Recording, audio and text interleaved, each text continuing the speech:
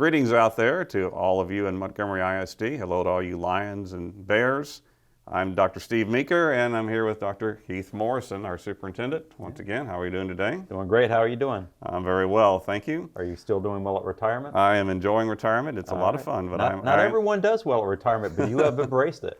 I've embraced it. I'm finding things to keep me busy. So Yeah. I do keep occupied pretty well, but it's nice to keep my hand in Montgomery ISD because this is where my heart is. Absolutely. So let's talk about the new school year coming up. The calendar has been set for 2023-24. Can you tell us what went in and how is it different from the current calendar? You know, it's crazy. We're not even completed with this academic year. We're already, talking look about ahead. next year. Yeah, you have to.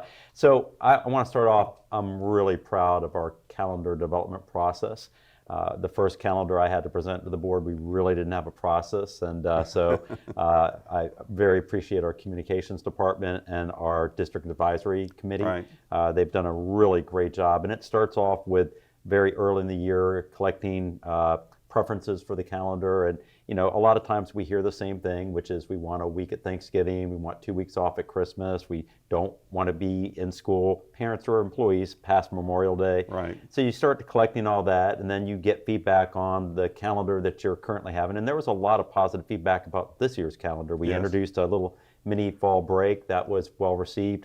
We did some things around winter break that the majority of employees and parents enjoyed. So we took all that, we developed several calendar options, we vetted that further. DAC had several runs, talked to our schools, had parent conversations, used a lot of multi-stakeholder groups, but ultimately we took a calendar to the board that was approved that is very well received. It looks a lot like this year's calendar.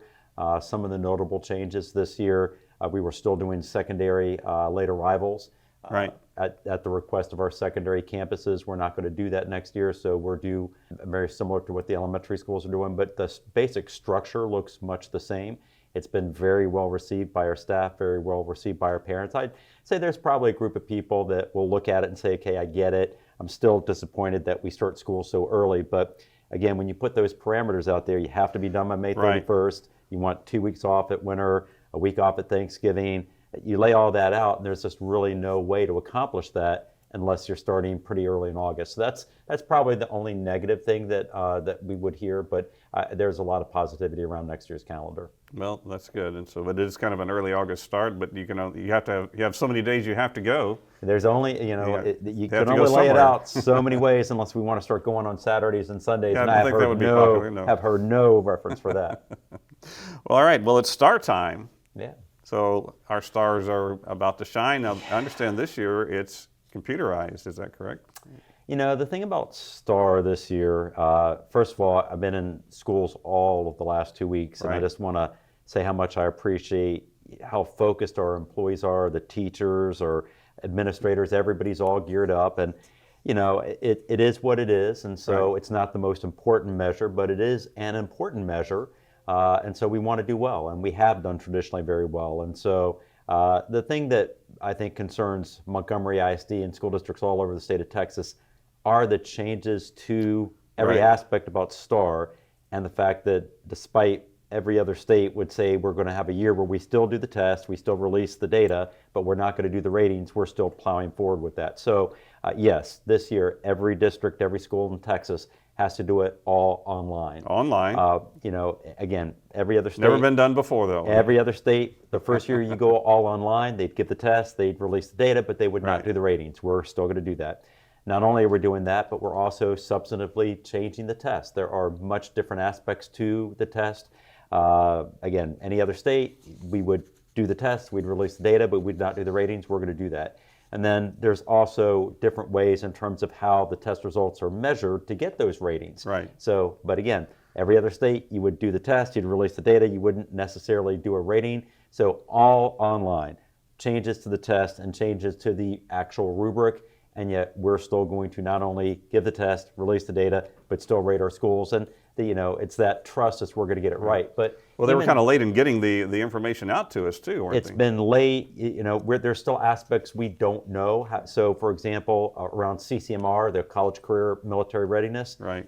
If the latest version is to believe, actually the data would have to go back 6 years. So there's nothing we could have done to change the trajectory of how we're going to be rated because the data was baked 6 years ago. So I just think I compare this. If we said to you as a teacher, Dr. Meeker, we're still going to evaluate you this year. We can't tell you how we're going to evaluate you. We can't tell you what we're going to evaluate you on. It is going to be different than it's ever been before, but trust us. Are you going to feel good about that? So Yes. at the end of the day, we're going to do our best, and I'm hugely confident in our schools, but I have yet to find a superintendent or board member or employee of any school district that thinks this is the way it should be this year in Texas, but we shall see how it works out. We'll go and do the best. Do the best we can with what we have. That's right. Well, speaking of that, let's talk about the budget. Doing the best we can with what we have. Or don't have. Right. How's the process been to develop the budget? And are there still unknowns even at this time about the budget for next year? Yeah, so much like the calendar, I'm really proud of the budget processes we put together. We go out to the community a lot. We survey a lot. We've gone out to our schools to talk about budget development. What are things people would like to see in the budget? What are some things that people think to get those things we might rethink? And so we do a whole lot of community and employee characteristics and input. That's really, really important. And we've done that this year. We continue to do that. We have budget town halls. We try to keep our employees updated on that. Something that's a little different that I really appreciate is the last several years since I arrived, we have asked our principals to be very involved in the budget development. And that's been a new learning for them, but they have valued that because at the end of the day, so much of what happens in that budget actually happens at our schools. So this year, not only are involved in the budget development, but they're actually doing that spring roadshow that I've traditionally done, where they've gone out to the school, they've updated everybody, what's happening with the budget, how do we get the money, how do we spend the money, and then there's a final prompt of if the state ends up with allocating additional money, what are things you'd like to see? If the state doesn't deliver additional funds, what are some things that we might have to rethink? And so we're collecting all of that, and that's part of our budget development process. So the process is going well. We have to take a draft budget to our board in May, final budget to our board in June. I'd say the biggest challenge this year is the fact that the legislature is in session. And some years, going into the legislative session that they're not going to do a lot with funding. They might do some things with policy or different aspects of education, but they're not going to fundamentally change the formulas or the amount of resource you might get kind this of up year. In the air this year. Well, there's $37 billion of surplus. Right. And so what a lot of legislators and the governor have said is there's going to be a focus on property tax relief, and there is going to be a focus around K-12 funding. So we're optimistic that the session is going to end and that there are going to be additional revenue available, but what you don't know is how much, how's it going to be allocated, what are the strings attached. There's all sorts of bills floating around teacher compensation, so which one is going to pass. So all of those cause a huge hindrance to budget development, so we're going to be scrambling at the end. We'll get it done, but it's a big challenge this year. So at this time, do you know anything about salary increases? Anybody who's been to the grocery store or out to a restaurant know that things are more expensive than they were even a year ago or 2 years ago. So. Yeah, absolutely. So first of all, I'm really proud of the work that we put into employee compensation, especially with our teachers. Right. When I first got here, you and I had this conversation, we were lagging in this area. In Region 6, we were at the very bottom of school districts. Now we are tied for third. And we have surpassed every other surrounding school district in terms of teacher salaries, except for Conroe and New Caney, and we have bridged those gaps massively. Right. Am I satisfied? No. Is the board satisfied? No. There's still work to be done, but I'm proud of the work that we have accomplished. And so yes, as we're developing the budget, we do anticipate that there are going to be raises for all employees. The challenge is, again, what happens at the legislature. There is one bill that says, we're going to give every school district below 20,000, which Montgomery would be one, $6,000 additional money for teachers. Great. That would be great if it happens. Some of our bigger school districts aren't happy with that, but again, that's one idea floating out there. What's actually in House Bill 100 is we're going to increase the basic allotment $50 per student. Well, $50 raise per student for Montgomery would be $50 more multiplied by 10,000 kids. That's $500,000. Half of that has to be used for teacher salaries. Great, but that's $250,000 to use for increased teacher salaries. 2% raise for all employees is about $1.2 million. So that bill so far is about $1 million short of even a 2% raise. So that's the challenge of what's going to actually be enacted, what's going to be funded. Is it just going to be for teachers? Because we can't just focus on our teachers. We got to take care of our support staff. We got to take care of other folks around the district. We're figuring it all out, but it's just going to be challenging, and it's going to be done, pretty much right before we have to pass a budget. Yeah, that would be by the end of May, first part of June, probably. The legislature ends in May, I believe. The legislature ends in May. We present a draft budget in May, and then we pass a final budget. We have to do that no later than the end of June. So we'll be busy. Now, you've been busy this year with the Did You Know campaign that kind of tells people about how the funding works, and because I know people have looked at their increasing tax bill and saying, well, why are we getting more money in Montgomery when we're paying more money to what seems like Montgomery ISD? How's those visits gone? The Did You Know campaign really kind of originated with the bond campaign last year. Right. And there was so much support for the bond. When I was going out meeting with different groups, they were like, Dr. Morrison, we're going to support the bond. We love Montgomery ISD, and remember, they had just gotten their property tax bills last year, and people were like grabbing their chest and saying, how is it that Montgomery, is always having funding issues? And they look at their property notice and tax notice, and it says Montgomery ISD. And so that really started to get us to think, okay, we need to do a really good job of informing our community about our challenges with funding. And so the first thing is our taxpayers got it right. There has been a 60% increase since 2013 in property taxes, and our school district budget hasn't even gone up 17%. So immediately people are saying, well, where's that money going? Can't answer that. We just know it's not coming to us. It might come through us and it goes somewhere else. It might come through us, and then they hear about recapture, and that gets them very upset. $7 million almost since 2013 has been taken back by the state. I think everyone always knew that we got substantively less than the state average, but when they found out that it's close to $3,000 per student, and if you think about it this way, if we were just funded at the state average, not more, just at the state average, $3,000 times 10,000 kids, that's $30 million on an $84 million budget. So as we've shared all these things through a series of videos that are still available on our website, we've gone out to the community, there's been a deep appreciation. We believe that an informed community is a powerful community. And so it leads to, this is not right, this can't stand, what are we going to do about it, and why is it that way? And so that's been the really important focus of the Did You Know campaign, is why is it this way, and more importantly, what can we do about it? Now, just before you came in, you mentioned you were on the phone with state legislatures, legislators. So we've gotten involved with them a lot more during this session. Can you tell us a little bit more about what that's been like and what the process is? Yeah, so I'm so proud of our board. When they hired me, we talked about how involved Montgomery ISD has traditionally been in the state, and our board was very focused on that we needed to do a better job with that. And so they have worked the last 2 years to have a legislative platform. We have actively engaged our local delegation, Senator Brandon Creighton, Senator Lois Kolkhorst, Representative Will Metcalf. We've met with them often. We've shared all of the budget challenges. They have sat at the table in my office and said, we think you're right. We know that there's been legislation that maybe did good things for other school districts, but it did not help Montgomery ISD. And they've pledged to be a partner in that. And I really want to say how much I appreciate the active involvement of our board, the partnership we have with our local delegation. We have several bills that have been introduced that we have helped sponsor. That have been Representative Metcalf and Senator Creighton have introduced.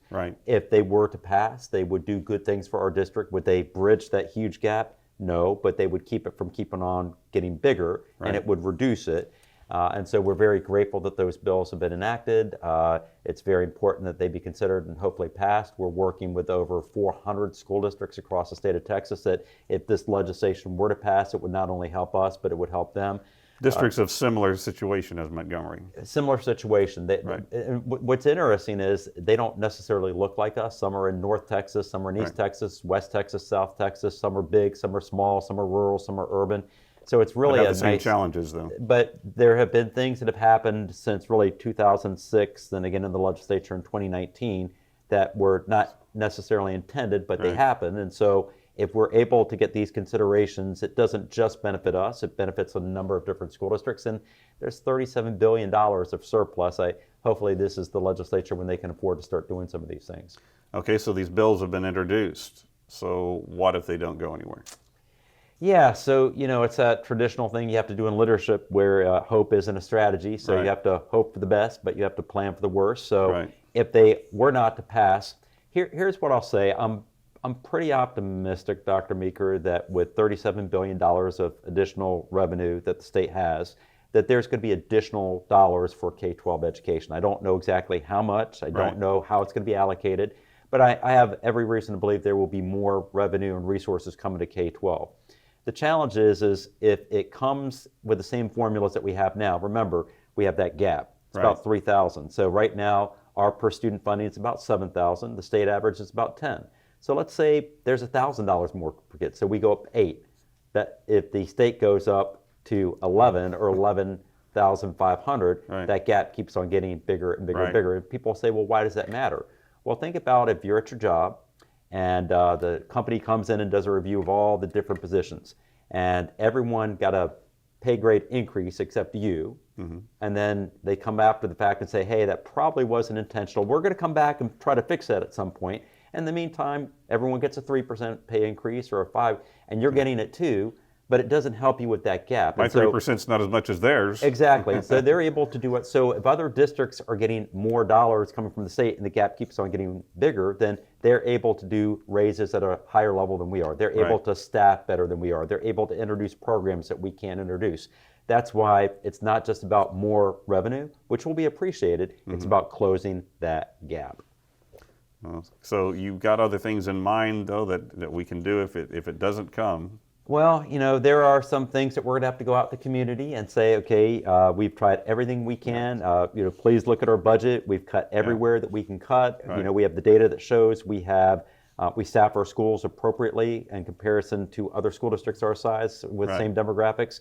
Our central office is a third the size of those schools. So, but tell us if there's any other areas that you think we can cut. But if you can't find any more because we've found everything that we think we can, Right. then it's going to have to be, here are some options that are available, and we'll just have to make some big asks of the community. But hopefully, let's see what happens in the legislature first. Hopefully we won't get to that point. Yeah.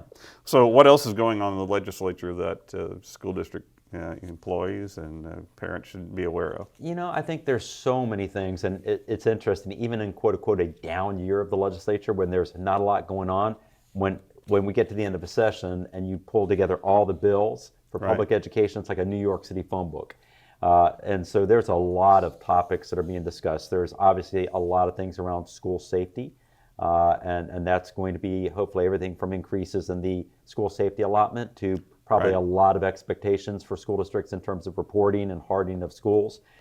There is a lot of conversations around a parent bill of rights, conversations around teacher bill of rights, and there's conversations about curriculum and what should be in libraries and shouldn't be in libraries.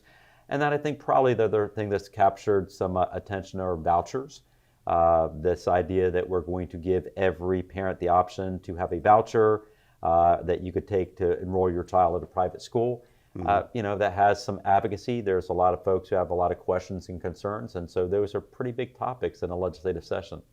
Okay, very good. Well, now let's go back just about this time last year. We were getting ready to have the bond election, and it passed well. So give us an update on what's been going on since the election has passed, since the bond has passed. Yeah, it's been a lot of activity, and again, just so grateful to this community. For the bond to have passed, I've been only one of 7 school districts in the state last spring that got all of its proposals passed. It's why this is such an amazing community. And so what we wanted to do as the bond passed was to make sure that we're constantly telling the community this is our progress. And so if you go to our website, there's every information you could ever want about progress on the bond, what's happening, how much has been spent, how much is left to be spent, are we under projections, are we over projections in any areas, and a constant updating about progress. Some of the things that we're really proud of, we've purchased land for Elementary 7, we purchased land for our new Ag Science Center, that's very important. We've ordered buses. Global supply chain is no joke. We actually got our first bus. The Tuesday after the bond, we ordered a fleet of buses, and we finally got our first one about a month and a half ago. Who knew there was a shortage in buses? But our buses have been rolling in. One of the things I just love, having been in schools the last 2 weeks, doing a lot of visits, The community was wonderful about supporting increased technology. So walking into especially our elementary schools and seeing everyone have one-to-one technology, and the teachers loving it, and the kids loving it, and it's just so tangible. You can see that, you can feel it, and there's a lot of excitement. We're really excited about the facility upgrades. That was a huge part of this bond, which is, we need to look at our older facilities and make sure that they are comparable and they have as high a standards as our newer facilities. And so that was a huge push in the bond last year. It's a big focus of our board and our community. So some of the first projects that will be happening this summer are upgrades and facility upgrades to Montgomery Elementary School, Lincoln Elementary School, and a place you're a little familiar with, Montgomery Junior High School. And we're really happy with that. And so being able to go meet with those staffs to say, what would you like to see included, and everything from library refurbishments to cafeteria improvements to improvements in the fine arts areas to just a host of things. It's going to be really awesome to see those campuses get those upgrades. I was just thinking, I think Montgomery Elementary is our oldest campus. Yeah. I remember when it was built after the old high school, junior high burned down. Back in the 80s. So yeah, if that's our oldest, it's still a very nice facility. I think people come into our community and they're blown away by how all of our schools look. Right. And yes, it's hard to build a brand new school and not have it look, because it's got bells and whistles that the older campuses don't have. But when people tour any of our schools, they're blown away, first of all, by the instruction happening in the schools, but just how well our facilities are kept and how they look. And so we're very proud of that. They always look nice. Yeah. And I think at Montgomery Elementary, you can still look out the back door and see horses and cows. So, that's, some of the old timers that are around Montgomery like that fact. Yeah, no doubt. Now, I want to follow up with something. When you first came 3 years ago, I mentioned to you that there are a lot of teachers that have earned their administration credentials or looking for opportunities to go into administration, and you talked about starting administrative academies. And can you give us an update on how that's gone, and have we been able to hire from within because of that, and so forth? Yeah, absolutely.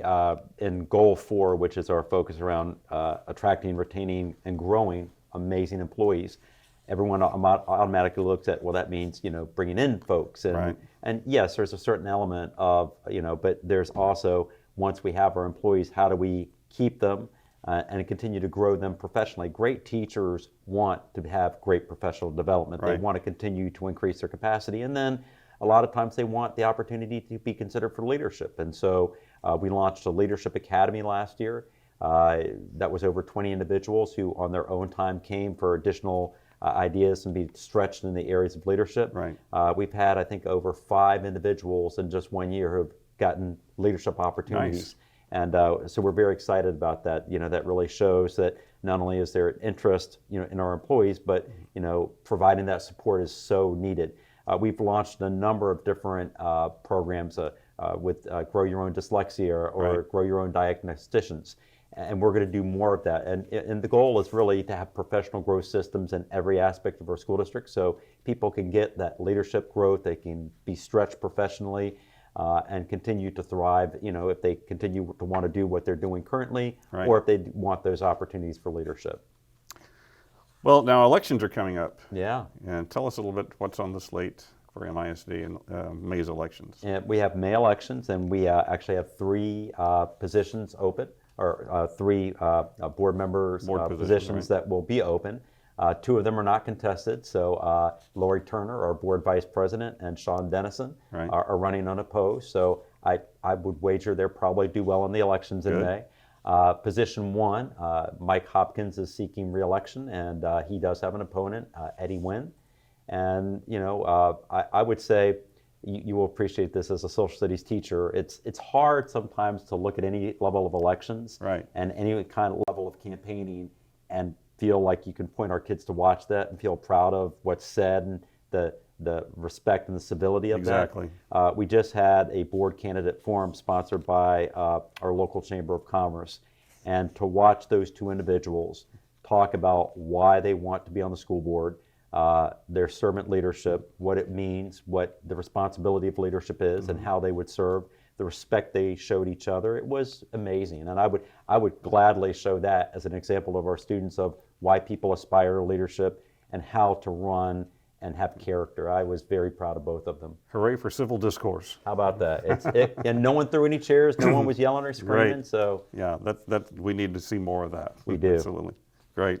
Now, earlier this year, we found out that MISD is a finalist for the HEB District of Excellence Award. Absolutely. How did things go with their site visit? They came, and what comes next? And when can we get an HEB in Montgomery, by the way? I'm all about that, man. My wife sends me, and she has HEB specific things. Exactly. That's a long trek up there to Conroe. So we did ask that question. They said that was not in their purview to answer. So yeah, first of all, we're ecstatic to have been selected as one of the 3 finalists. When you think there's over 1,100 school districts in the state, to be one of 3, that in and of itself speaks to a recognition of the great things that are happening in Montgomery ISD. And so once we found out that we were recognized as a finalist, they did come out for a site visit, and that went exceptionally well. We were told that they wanted to see secondary campuses, and so there was no opportunity to show them the great things happening at the elementary. They wanted to see secondary. The challenge was, as they said, they wanted to see a high-performing campus and a low-performing campus, and we're like, well, we don't have one. We don't have one, so they had to make a consideration for us. So they went to Montgomery Junior High School and they went to Lake Creek High School. They were absolutely blown away by what they saw. We had student ambassadors leading them around. They were thrilled with that. They got a chance to go into classrooms. They had a chance to talk to a number of different staff members. I had some time with them, and there was a community stakeholder group that included parents, employees, business leaders, our board, and they were shaking their head about all the great things that are happening in our school district. So we're very excited. We're very honored. We'll find out at the end of this month. They have a big celebration in San Antonio, and we'll find out if it happens. If it does, that's great. If it doesn't, again, what a tremendous honor for our school district and a recognition of all the great things happening with our employees and our students. They have a long history of supporting education. They really do. They're started in my old hometown, of Kerrville. That's where I grew up. And but we still would like one here in Montgomery, wouldn't we? Yeah. Exactly. Well, now Summer Summit.